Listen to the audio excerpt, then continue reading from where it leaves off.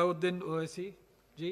बहुत शुक्रिया जनाब चेयरमैन साहब। मैं सदर जमहूरिया के खुतबे के मोशन के खिलाफ बोलने के लिए खड़ा हुआ हूँ और मैं अपनी बात का आगाज़ उस मुल्क का नाम लेकर करना चाहता हूँ जिसका नाम लेने से हमारे मुल्क के वज़ीर आज़म डरते हैं और कांपते हैं। उस मुल्क का नाम चाइना है और इस चीन ने 45 साल के बाद भारत और चीन की सरहद पर हमारे 20 सिपाहियों को मार दिया और उनकी मौत, उनकी शहादत रायगा जाने दे रही हुकूमत। जिस मुकाम पर इनको मारा गया था उस मुकाम पर आज भारत की फौज PP4 PP8 तक हम पेट्रोलिंग नहीं कर सकते। आज अरुणाचल प्रदेश में चीन, भारत के LAC में चीन ने गांव को बसा दिया। ये सरकार चीन से लफ्जी तौर पर इस बात का एहतजाज करने की ताकत नहीं रख सकती कि आपने भारत के LAC के अंदर एक गांव को बना दिया। नकुला सिकम में चीन घुस रहा है। आखिर क्या डर है उस हुकूमत को और खास तौर से वजीर आजम को कि वो चीन का नाम लेने से डरते हैं? भाई, मुल्क की सालिमियत का मसला है, मुल्क की जमीन पर चीन कब्जा करते जा रहा है और भारत के वजीर आजम चीन का नाम नहीं लेते। मैं उम्मीद करता हूं कि जब वजीर आजम अपना रिप्लाई देंगे तो वो हिम्मत दिखाएंगे और चीन का नाम लेकर कहेंगे कि चीन यहां पर इन जगहों पर घुसा हुआ है। सर, चीन आज भी अपना इंफ्रास्ट्रक्चर बढ़ा रहा है, वहां पर फौज को बढ़ा रहा है। मैं सरकार से जानना चाहता हूं कि जब बर्फ पिघल जाएगी दोबारा चीन हमला करेगा भारत की फौज पर, तो आप इसके लिए क्या तैयारी कर रहे हैं? और सर, मैं ये तकरीर इसलिए भी कर रहा हूं क्योंकि मैं एक आंदोलन जीवी हूं। मैं एक आंदोलन जीवी हूं, मुझे इसका फख्र है, इसलिए मैं खुल के बोल रहा हूं। अल्फाज छाप कर, किसी से डर कर बोलना मेरी फितरत में नहीं है। अफसोस तो इस बात का होता है सर कि जिस जगह पर हमको इंफ्रास्ट्रक्चर बनाना था हमने टिकरी पर बना दिया। जिस जगह पर हमको वो इंफ्रास्ट्रक्चर बनाना था हमने सिंगूर में बना दिया। जो इंफ्रास्ट्रक्चर की जरूरत थी हमने गाजीपुर पर बना दिया, अरुणाचल प्रदेश में नहीं बनाया। आखिर हो क्या रहा है? क्या किसान से जो बर्ताव किया जा रहा है वो ऐसा लग रहा है कि वो चीन की फौज बनी हुई है और जो चीन की फौज से बर्ताव किया जाना था आप किसानों से कर रहे हैं? तो मैं इस हुकूमत से जानना चाहता हूं कि इंफ्रास्ट्रक्चर और ये किसानों से क्यों जुल्म किया जा रहा है? सर, यहां पर ये तीनों कानून को लेना पड़ेगा वापिस, आपको आपकी अना को थोड़ा मिटाना पड़ेगा और तीनों कानून को वापस लेना पड़ेगा। सर, यहां पर मेरे को साहिर लुधियानवी का एक शेर याद आ रहा है। मैं साहिर लुधियानवी के साथ माजरत के साथ उस शेर में तरमीम करके कहना चाहूंगा कि जो मौजूदा हालात पर के साहिर लुधियानवी का शेर को थोड़ा तब्दील करके कि चीन पर करम, किसानों पर सितम, रहने दे थोड़ा सा भरम, ऐ जाने वफा ये जुल्म ना कर। ये साहिर लुधियानवी ने कहा था। हाँ, आपसे पूछ के करेंगे क्या? आप तो टुट्टे शायर हैं, ना शायरी आती आपको, ना ज़ौक़ है, ना कुछ है, बोले जाते हैं क्या क्या बोलते हैं आपको ही मालूम।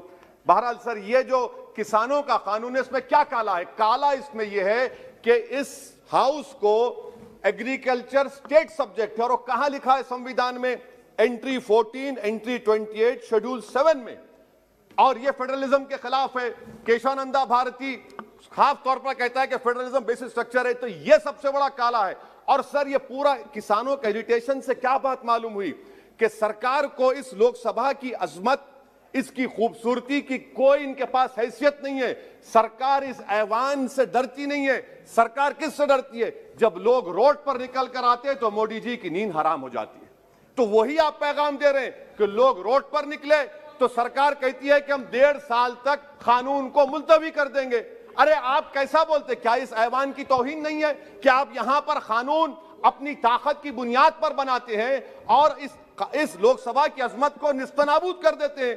तो ये बात आपने पैगाम दी कि जब लोग रोड पर निकल कर आते आप डरते हैं। आप बनाओ CAA के रूल्स, इंशाअल्लाह हम दोबारा रोड पे निकलेंगे, पूरे भारत में उसके खिलाफ एहतजाज होगा। सर, तीसरी बात, सबका साथ, सबका विकास, सबका विश्वास, ये भी झूठ है। क्यों झूठ है? बाबरी मस्जिद के डेमोलिशन का केस आता है, जजमेंट आता है और केस में कहा जाता है कि किसी ने नहीं तोड़ा। अगर सरकार उस जजमेंट के खिलाफ अपील क्यों नहीं करती? अपील क्यों नहीं करती? एक क्रिमिनल एक्ट सुप्रीम कोर्ट ने कहा डेमोलिशन ऑफ बाबरी मस्जिद को, आप हुकूमत में हैं, आप अपील इसलिए नहीं कर रहे क्योंकि आप अपने लोगों को पैगाम देना चाहते हैं। क्या पैगाम देना चाहते हैं? कि बेटा काशी मथुरा में भी तोड़ दो, हम तुम्हारे साथ हैं। अपील नहीं करना चाहते बाबरी मस्जिद डेमोलिशन केस को। क्या आप इंसाफ पसंद नहीं है?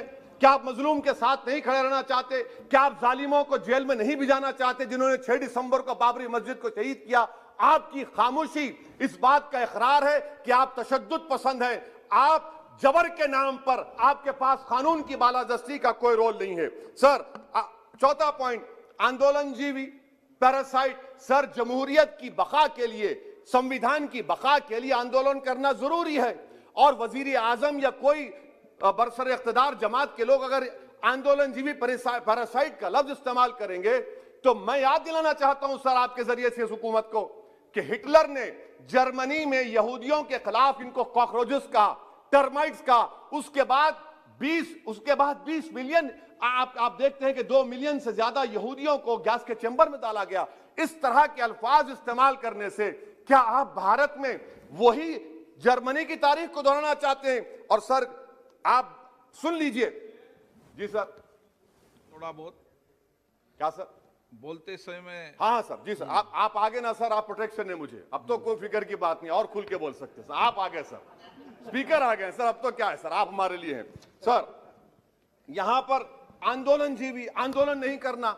अरे किसी शायर ने अच्छा कहा था कि जिसमें ना हो इनकलाब, मौत है वो जिंदगी, रूह है वम की हयात, कश्मकश है इनकलाब। सर, अब फॉरेन पॉलिसी पे आ जाइए। किसी इना मीना डीका ने ट्वीट किया, आपने परेशान हो गए। इना मीना डीका ने ट्वीट किया, आप खड़े हो गए। अरे कौन सी फॉरेन पॉलिसी है आपकी? भारत के अतराफ में जितने पड़ोसी हैं, चीन हमला किया, कौन सा एक पड़ोसी है जो चीन के खिलाफ बोलता है? बताइए।